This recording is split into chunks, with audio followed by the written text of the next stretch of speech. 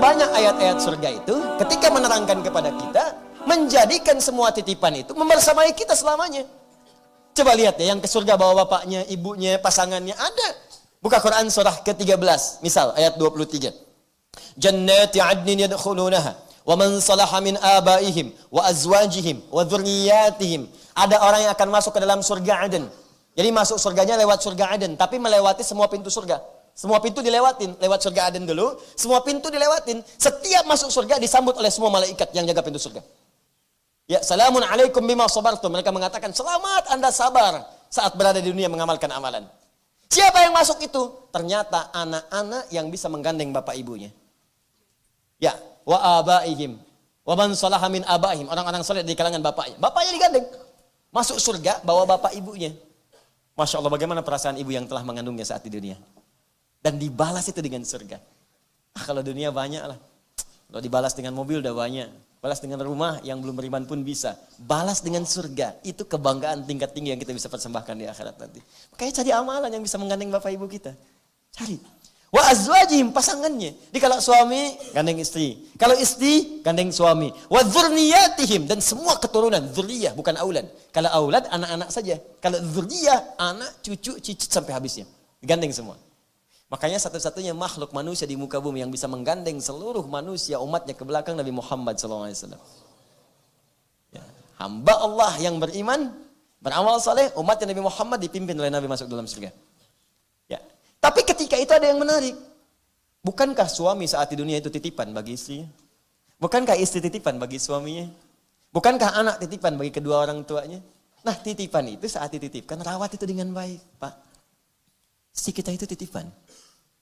Dititipkan kepada kita karena Allah itu melihat Anda yang mampu membuat dia soleha. Mudah bagi Allah menitipkan pada pria lain. Tapi ketika yang dipilih Anda yang dipercaya, di tangan Anda dia bisa jadi soleha. Ibu yang di bawah, Bu, ya. Ini suami-suami yang di atas ini bersama saya, dititipkan kepada ibu di bawah. Karena menurut Allah, ibu yang mampu menjadikan dia soleh. Ibu yang mampu menyertai dia menjadi soleh. Mudah bagi Allah menitipkan dia pada perempuan lain. Tapi kenapa dititipkan kepada ibu? Karena di tangan ibu dia insya Allah menjadi soleh. Dan di tangan Anda dia menjadi solihah. Karena itu berpartner dalam kehidupan supaya dua-duanya punya penilaian baik insya Allah subhanahu wa ta'ala. Itu poinnya. Ini yang satu belum solihah udah minta yang kedua. Ya. Dua belum solihah udah minta yang ketiga. Titipan, ditanya satu saat nanti. Bagaimana jawabannya? Memang bahasanya bagus. Wah, kenapa sih udah begini? Mama sholat senang berjamaah atau sendirian? Besar mana pahalanya? Ya berjamaah apa?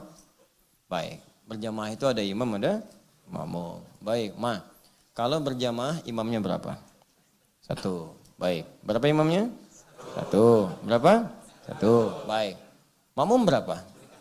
1 lah, Pak, kan sah gitu kan? Bah, ya sudah, makmum 1, imam 1. Baik, kira-kira kalau makmumnya 2, ya lebih afdol mana dengan imamnya 1? Ya 2. Terus kalau makmumnya 3, ya 3. Ya kalau 4, ya 4. Ya sudah. Pak, yang penting bukan banyaknya makmum, yang penting berjamaahnya sah di hadapan Allah Subhanahu wa taala. Di bawah ibu-ibu langsung.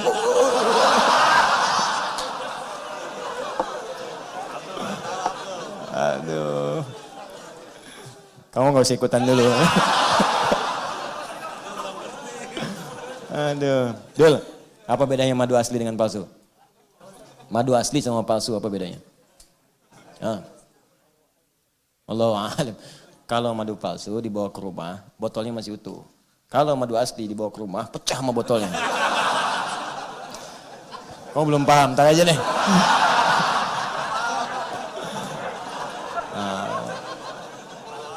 Dah, anak titipan.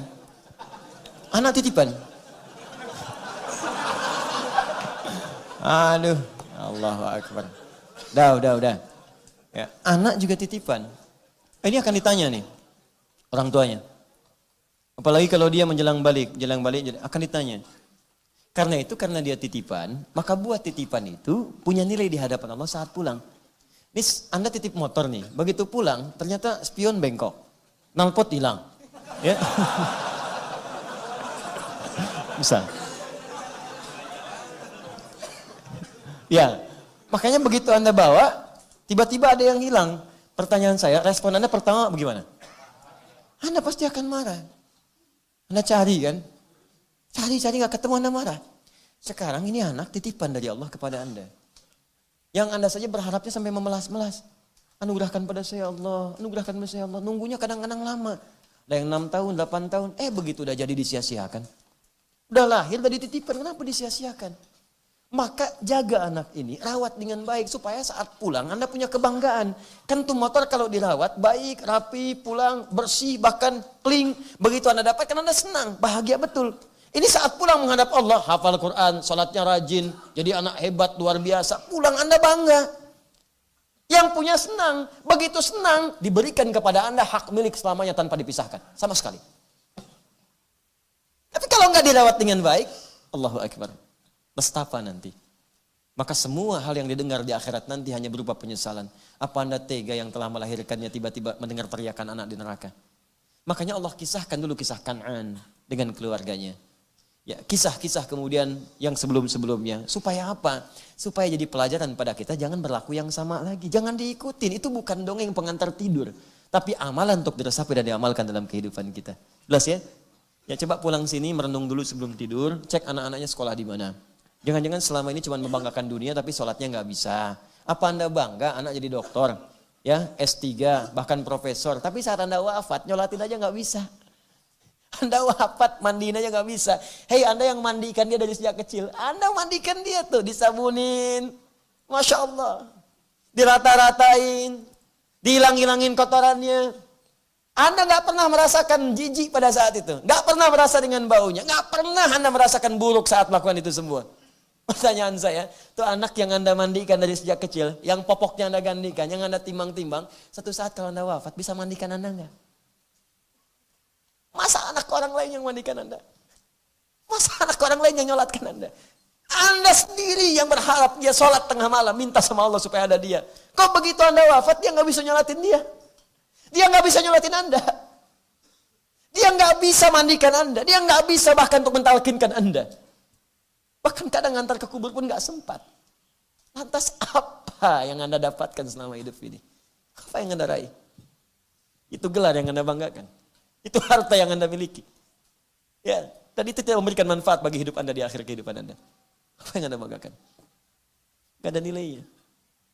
Lantas Anda bangga umumkan kepada orang, ini anak saya, prestasinya hebat dan sebagainya. Gak ada nilai. Kalau saat Anda wafat, dia tidak melakukan apapun untuk Anda pada saat itu. Gak ada nilainya. Jaga dengan baik.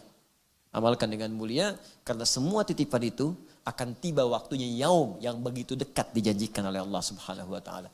Memang satu hari di atas itu 1000 tahun kehidupan kita, tapi kita tidak tahu di mana hari ke-1000 itu yang kita akan segera pulang untuk mempertanggungjawabkan apa yang telah kita kerjakan selama hidup di dunia ini. Nah, sekarang pertanyaannya, ya Allah, saya ingin berubah. Saya ingin menggunakan harta saya untuk kepentingan ibadah. Saya ingin menggunakan kedudukan saya untuk ibadah. Saya ingin gunakan ilmu saya untuk beramal soleh dan saya ingin ajak semua keluarga saya untuk dekat denganmu. Bagaimana caranya?